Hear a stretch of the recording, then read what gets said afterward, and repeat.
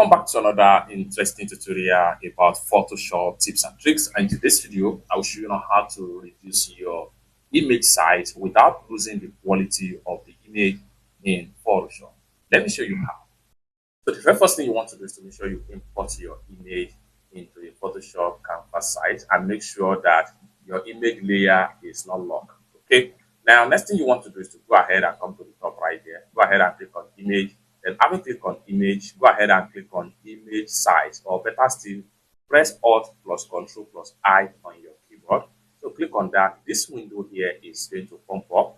Then from the sidebar right there, you are going to see the image preview, and then you are going to have the original image size right here. Okay. Now you can decide to enter some figure in the width and in the height, or better still, you can click from original size right here. Then you have different sizes right here. Then that you can simply choose. Let's say, for instance, I want to change this image from the original size to 960 by 640 pixels. So select on that, and in a few seconds, it's going to change the image size without losing the quality of the image. Just like what you see right here. If I zoom 100%, so you see we still maintain the quality of the image right here. Now, let's say, for instance, I want to change to another size. Go ahead and click on here, and I want to change to A4 size with 300 dp. Select on that, then it will give you the new size right here without losing anything from the image. The image size, the image size and the color, everything will still maintain it. Now, let's say we want to choose a particular custom size for this particular image. Let's say we want to change this image to 800 by 750 height. So for that, what you want to do right here, we can go ahead and make sure we choose from the pixels right here. Click on pixel. We can decide to switch from millimeter to pixel.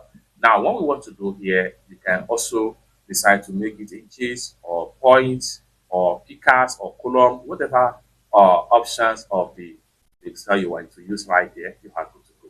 Now, let's say we want to change this to inches, then you have a new size for inches right here.